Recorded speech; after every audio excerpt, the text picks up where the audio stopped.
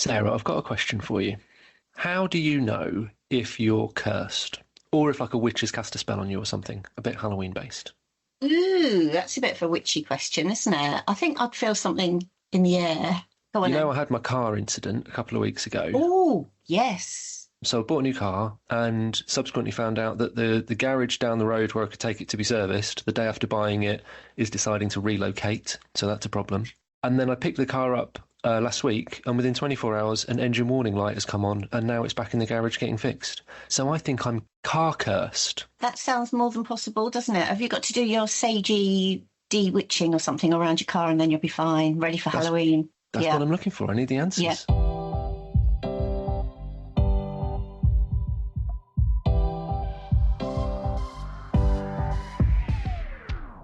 Hello, I'm David Udall. You're listening to Agonomics, AHDB's show about agriculture and economics. And this week, we're taking a global viewpoint as we explore the influence of geopolitics on our markets. I'm joined by our Head of Economics, Sarah Baker, and together we'll pick out the areas of concern, such as the conflict in Ukraine, China-EU dispute, and the latest impact on fuel costs. And whilst we can do very little to change their course, the idea is that you can then use the information to help plan and mitigate. And don't forget, we back up all this information online, ahdb.org.uk. Please follow or subscribe to this podcast to make sure you don't miss an episode. New shows drop every Wednesday at midday, and please get in touch. Comment on any of AHDB's social channels, or email us agonomics@ahdb.org.uk and let us know where you're listening. So here's a little reminder that we do have a wealth of information in the Agonomics back catalogue. This is episode 20, and there's been a lot of love late for some of our previous shows, such as Top Performers, the Sustainable Farming Incentive, and producer Martin's favourite, Grass and Milk, which also kind of sounds like one of those bijou-y coffee shops you're going to find on the King's Road in West London, doesn't it? If nothing else, each instalment does exactly what it says on the tin. And can you spot this week's mystery music act? We'll be dropping in a few song titles as and when we can, and we'll reveal the artist at the end of the show.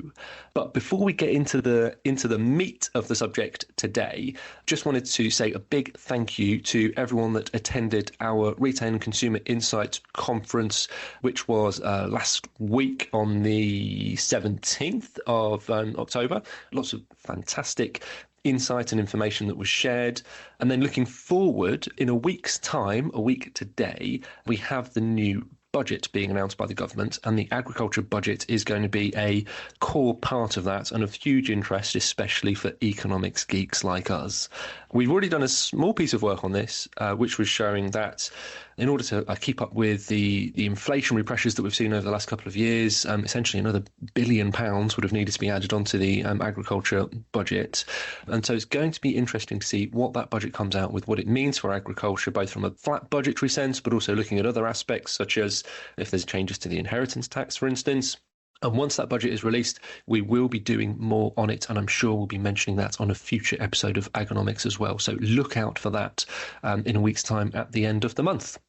Welcome to the podcast, Sarah. So you're our head of economics at AHDB, and we are today going to talk about the bigger geopolitical issues around the world at the moment and how this all filters back into impacting UK agricultural markets. And an immediate issue, some of the big conflicts that we see around the world at the moment, specifically in around Israel, Gaza, Palestine, Lebanon, etc., but also from a Ukrainian conflict perspective.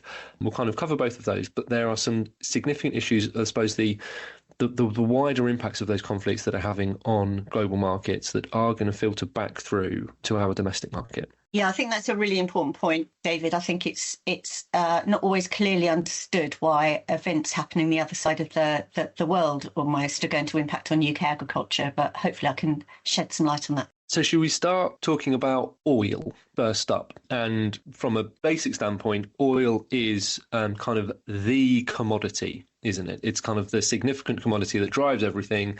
Everything is related to it from the perspective of agriculture. We've got oil affecting fuel prices that covers all farms. You've then got oil just as a general commodity, which moves entire commodity markets of everything.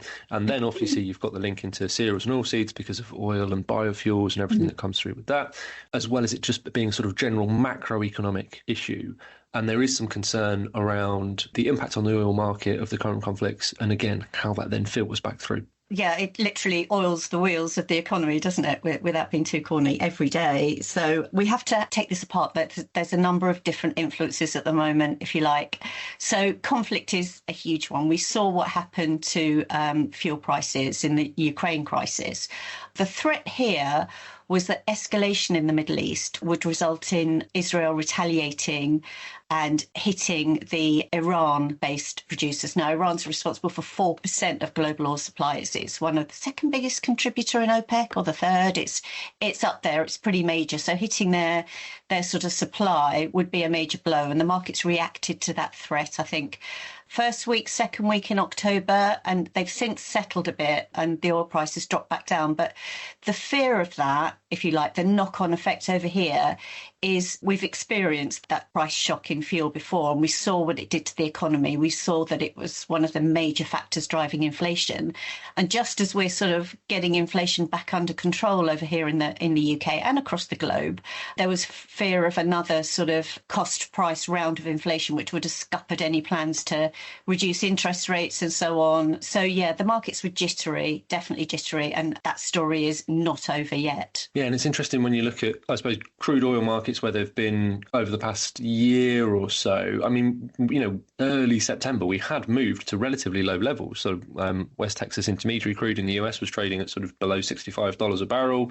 We then saw a big spike that pushed us closer to $80, obviously, as that sort of conflict was ongoing, as you said. And then we have kind of moved back lower around to sort of $70 a barrel. So like you say, it seems as if it's priced in all of the immediate concern, but it is still something that's, in terms of that theoretical risk, is significantly still there. These conflicts have more logistical impacts as well, don't they? That this is bigger than just looking at something as simple as oil. We then go into specific areas looking at, say, the impact of trade through the Suez Canal and how that gets impacted and increases costs. Yeah, and that's been massive because of the attacks by the Houthi rebels on the Suez. There's been a significant rerouting of trade, and that's added time and cost, and that all has to be factored into the commodity prices, and that's ongoing. I think there's very little traffic at the moment, as far as I'm aware, going through the Suez without significant risk. So coming back to oil, though, Sarah, let's just talk about oil again for a moment. And the interesting thing, obviously, there's that immediate volatility caused by the conflicts. Markets panic. They like a bit of kind of fear and uncertainty to drive themselves and create volatility. But also you then look at kind of the pure economic factors and some of the more fundamental aspects of the oil market. And one of those is around simply economic demand and economic growth within economies. And China being a considerable driver of the global economy, there's that old adage that if, China sneezes, the world catches a cold. And we're very much within that at the moment. That crude demand, so oil demand in China, has weakened. So this is data compiled by Bloomberg, which has shown that China's total oil demand in September fell almost 7% year on year. Here's a question for you. How many million barrels per day does China consume in oil? Or, well, did Bloomberg think that China consumed in September? Oh, I can't even hazard a guess to that, David. So it's going to be scary, isn't it? 14 million barrels per day. The Bloomberg data was saying it was 7% lower, and that the total oil demand this year, so January to September, was also down 4%. And China is the world's second largest crude consumer.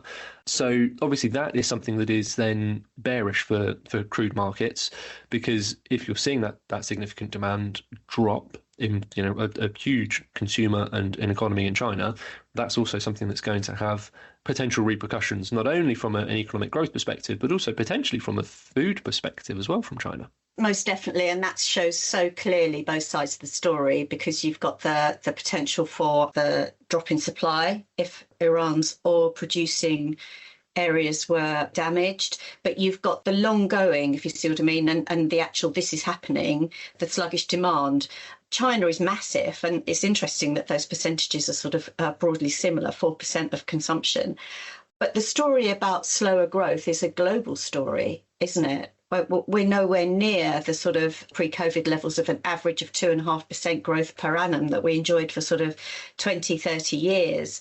We're much slower growth, and we're not alone in that. The Eurozone is similar, the States are similar.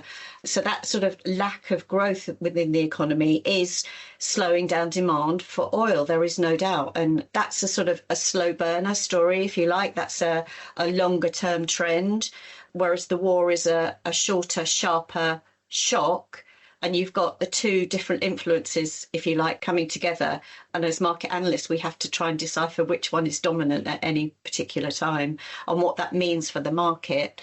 The other thing you've got to add in there, as consumers are probably experiencing, we've gradually, since the peak of the Ukraine war, seen, thankfully, the cost of filling up our cars drop significantly. You've got asymmetry of price changes, if you like, on the retail end. So you see them going up much more quickly, if you like, than you see them coming down. And I think that's an interesting point to watch. And also, you mentioned sort of we're talking about oil and the potential of volatility in the oil market. That's also something that comes down to retail markets, because you even then get into things like the cost of plastic and the cost of packaging, etc. And it's those menu costs, as it were, Yes. those sort of minor costs of things that actually add up significantly. That if we think of some of the ingredient-based products that we produce, for instance, the cost of wheat in a loaf of bread, there's a significant majority of the proportion of the retail cost of that is driven by packaging, transport, logistics, etc.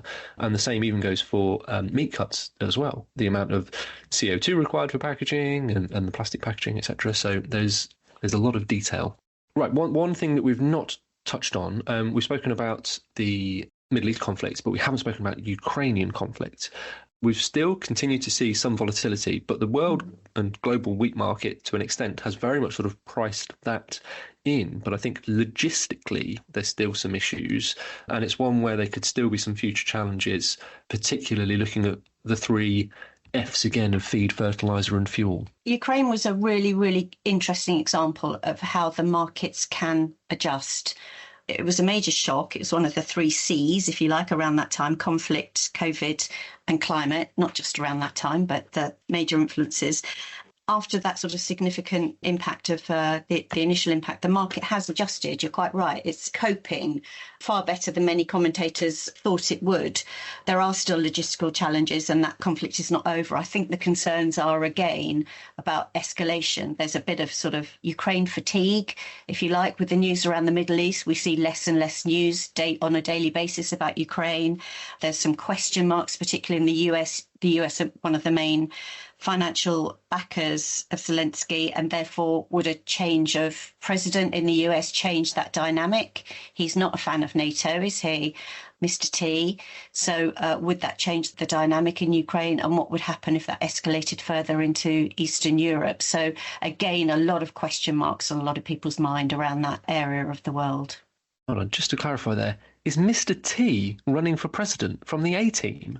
He couldn't do it, surely. No, because he's scared of flying, so he couldn't get on Air Force One. What would he do? Oh, that's tricky. Right, anyway, where were we? We got distracted there. We did. So we've spoken about, I suppose, the impact of global conflict on markets at the moment. And then the key thing from an agricultural point of view and a domestic point of view is that there are still some significant risks of escalation within it. Predominantly the oil market is one where we'd be concerned, but also we come back to essentially where we were almost 2.5 years ago with the start of the Ukrainian conflict and that immediate impact on freight, logistics, etc. And whilst that inflationary pressure has definitely subsided within the market, it still lingers there in the background. It's still very close, and it's something that could still come back and have the same repercussions as we've seen previously.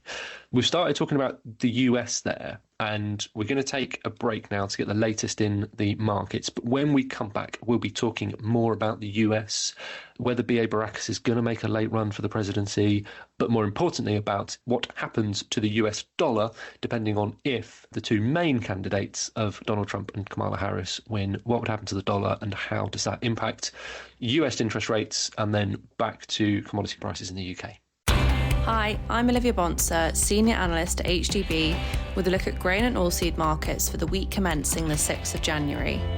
Despite some support in wheat markets over the Christmas period, prices have been under pressure in the new year from a strengthening US dollar, technical selling and sluggish global demand.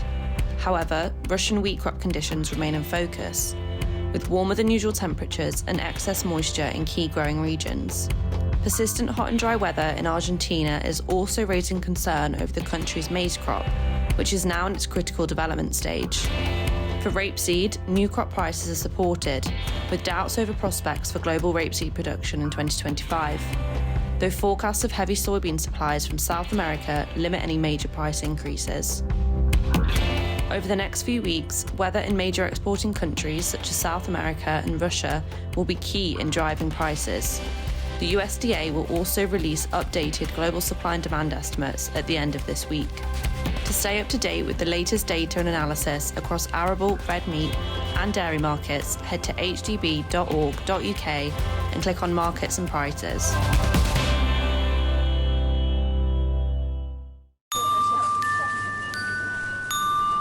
If you're in the market for another podcast to subscribe to, then look no further than our Manager's Special, AHDB's Food and Farming podcast. Recent episodes include a consumer insight offering on red meat labels and supermarket aisles, as well as a dairy special about our work with retailers to promote milk. If you're after herbs, or rather herbal lays, our shelves are stacked with sage advice on how to introduce lucerne and clover into your fields. In fact, we cater for all tastes, so you'll find sections dedicated to all sectors: pork, cereals and oilseeds, dairy and beef and lamb. And don't forget our middle aisle, where you can often pick up a bargain episode you didn't know you needed to listen to.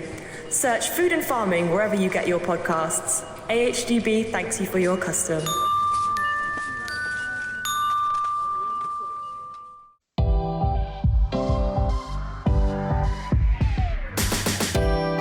We're back with the second half of Agonomics, and Sarah Baker, Head of Economics at AHDB, is with me this week to talk about global geopolitics. We're going to talk about the US and the election in a moment, but just as a reminder, rather than a mystery word, we are putting in some song titles from a famous artiste, so make sure you listen out for them. I was pretty poor in the first half, if I'm honest. I missed again. I didn't get any in. Let's try harder in the second half is what I'm saying, Sarah. Well, I will try harder anyway. So we were talking about the US, and we are seeing if B.A. Baracus is going to make a late run for the presidency. It would be against all odds if he did, but, you know, we'll give him a chance. But more importantly, let's talk about the impact on the US dollar if either Kamala Harris or Donald Trump are successful in what is probably less than a fortnight away now for the US election.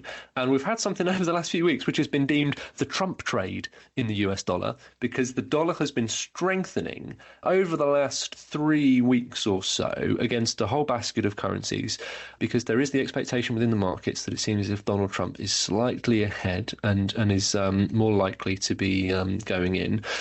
And the assumption there is Donald Trump gets the presidency. He's been very strong on talking about putting up tariffs, which would support the US economy at the expense of others, and therefore that would likely keep US interest rates firm. And if that happens, evidently that would be weakening currencies elsewhere, because all the money floods into the US because of the stronger dollar and the higher interest rates. From just a general global commodities level, stronger dollar is not necessarily a good thing, because it means that the value of the commodities that are being traded in the US dollars have to reduce to stay competitive. So coming back to crude oil, as we were mentioning earlier, it would potentially be slightly negative for crude oil. But again, that's conversely then a good thing for the US economy if they're just looking after themselves, because it means that that product is then cheaper for them to relatively use in their terms to be able to produce all their goods. But for that basket of commodities, especially, you know, when you go into those sort of like bigger global traded commodities, a stronger US dollar isn't necessarily good. The flip side of that is that from a euro perspective and from a sterling perspective, if we see slightly weaker currencies, it means that our value of those products increases as well. So it's a bit of a mixed bag, but overall, stronger dollar and higher interest rates in the US are what's expected. So from a kind of an economist perspective, Sarah, what's your kind of view on interest rates, exchange rates, kind of overall going forwards? This is a really tricky one, isn't it? I mean, we've been here before. Sort of the reality of Donald Trump getting back into power is now here, not far away, November the 5th. And the markets, as you say, are sort of pricing in. So the general feeling is if he gets in, is that the dollar will strengthen. And quite rightly, he will sort of batten down the hatches. He's more inward focused and America first and so on. So he will pursue an economic policy that favours the US. But again, even he has admitted that a weaker US dollar would boost US exports. So he's going to have not a problem, but he's going to have to manage that strengthening currency if he does get in. And then we'll see his true colours. Can he take that economic overview, if you like? Kamala Harris is we're likely to see a continuum of the policy as is, if you like, of the Biden administration. And therefore, that would act as an obstacle to a strengthening dollar. And then we would see it, the recent activity, if you like, unravelling, and we would see the market settling. But you've got to think of this as not just what happens on the 5th of November. You've got to think about what happens over the next 4 years. And I think about our concern, as you mentioned previously, is about the imposition of tariffs on the US market. They are a major trading partner of the UK, and those movements in exchange rates, which will significantly impact trade. So we'll be analysing the sort of detail of that, about exactly where the tariffs are going up and how that's going to affect the global market and how that can affect the UK markets as we go forward. And just thinking about interest rates, we saw last week in the middle of October that the ECB reduced their interest rates as well. So they cut their interest rates by 25 basis points, so 0.25%. With the low inflation figures that the UK produced, we're expecting that interest rates will be reduced in November, he says, crossing his fingers for his mortgage. So, yeah, we saw inflation drop below the sort of Bank of England 2% target, didn't we? We saw it drop down to 1.7. But if you pull those figures apart, one of the main drivers of the drop was energy, was fuel again, and therefore you've got a risk. You had the governor of the Bank of England saying they were going to cut faster and harder than had previously been thought. You saw the drop in inflation figures. You think, well, hey, brilliant, everyone's mortgage payments are going to reduce, happy days. And then you have that threat in the Middle East. So you've always got this sort of headwinds, if you like, that you've got to be acutely aware of. The other thing to say that the core inflation hadn't dropped significantly. We've still got that stubbornly high core inflation in the UK, and you've got a round of pay rises, which is going to feed through the economy in the not too distant. So don't take that one inflation figure as a pure green light. The Monetary Policy Committee will be taking a range of indicators into account as they decide how quickly and how fast to reduce interest rates. But if I were a gambling person, I would say the next movement will be down. Pull this back to an agricultural perspective then with regards to interest rates. Are lower interest rates good for UK agriculture? Historically, it's been very high with its leveraged lending. You know, we've spoken previously about the risks to direct payments reducing and the risk to farm businesses because of that, and the move to SFI and ELMS and how it isn't going to replace that fully, etc. And with all of the volatility, what we're basically saying is from a farm business planning perspective, there's more risks across the board, and therefore lending and borrowing is increased, especially because we know farm businesses are looking at diversification, and if you need to diversify, you need cash coming from somewhere to fund that. So actually, is lower interest rates what UK agriculture needs right now, just to give it a bit of a sort of support? A bit of oomph. Again, you've got to look at both sides of the story. In economics, there's always winners and losers. So a lot of farmers tend to rely heavily on short-term borrowing on overdraft facilities because of the sort of lumpy nature of their accounts, if you like, or their income tends to come at a particular point in the year, and their outgoings are sort of more spread over. So overdrafts are a popular form of borrowing. For that form of borrowing, I think a drop in interest rates would be incredibly welcome. For the sort of long-term structured loans, if you think about the cost of borrowing over the last, take out the last year, 2 years, it's been historically low, but the borrowing hasn't been incredibly high. And the reason for that was the expectations. You've got to have investment opportunities that offer a bit of certainty, a bit of clarity, a bit of promise of future return. And however low interest rates went, it didn't seem to sort of boost borrowing across the economy, not just in farming, but across the economy. People were incredibly concerned about the future back then, you know, the ramifications of the EU exit and If you look at the farmer sentiment surveys, the NFU surveys about how farmers feel at the moment, I don't think they're feeling particularly positive about things. So I think some clarity around direction of travel, some clarity around future policy, some clarity around this new government's key objectives in the role of agriculture will be more of an influence, if you like, than interest rates in terms of investment. Investment will flow once the confidence returns back into the industry, and then the opportunities will be much more attractive to the forward-thinking farmers. But we've got to get that confidence and that sort of clarity of vision back into the industry before we really start driving investment to where it should be. Can we go back to a bit of a global view again then, and something that is definitely going to have an impact on UK farming and agriculture, and already has, and we've seen it in previous years as well. So trade disputes, and we're currently seeing a trade dispute, or spat is another way they're described, between China and the EU. We've seen increased tariffs on electric vehicle manufacturing, etc., and it's very much kind of going back and forth.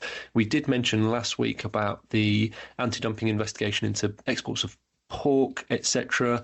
But how soon, I suppose, do these trade impacts have upon the fundamentals of the market? Is that a fast flow through of a trade spat happening, tariffs or export restrictions being placed, and the market's impact immediately, or is there more of a slower burn of an impact of these kind of scale of issues? When tariffs go up, I think you see a sort of a pretty sharp response from the markets. But you have to remember that markets are not bilateral. It's not just about US-China. It's not just about EU-China.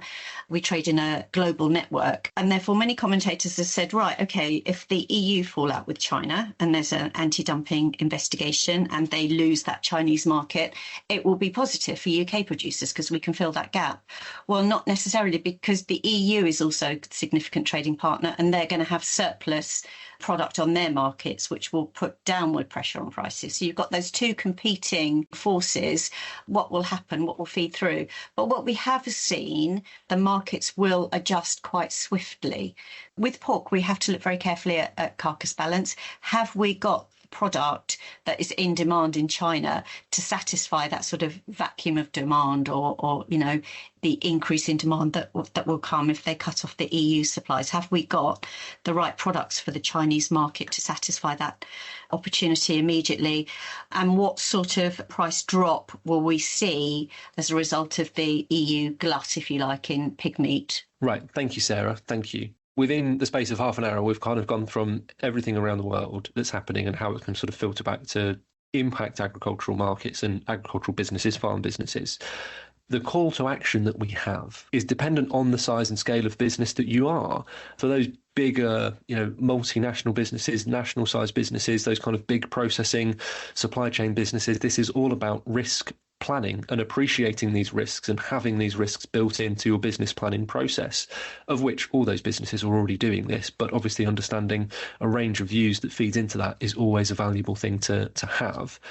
Gaining that clear view of information across the board. And I guess from a farmer's perspective, whilst an individual farmer can struggle to, structure and leverage its business to be flexible, depending on the outcome of all these geopolitical aspects, it's actually just about that base level of understanding of what is driving the market and driving the impact. And some of these aren't going to have an immediate impact on a day-to-day level, but it's that sort of bigger, wider picture around where we're going to go over the longer term and the issues that we face. Coming back to, as we were talking about earlier, about potential investment or changing the structure of the business, really what we're talking about is just ensuring that there is an appreciation of these factors. You've got those domestic factors, that supply and demand element, and we've spoken about that with regards to the podcast we did last week on the pork outlook. What's the amount of pigs that we have in the country, how many being slaughtered? You've got that fundamental supply and demand, and then what wraps around that next bigger layer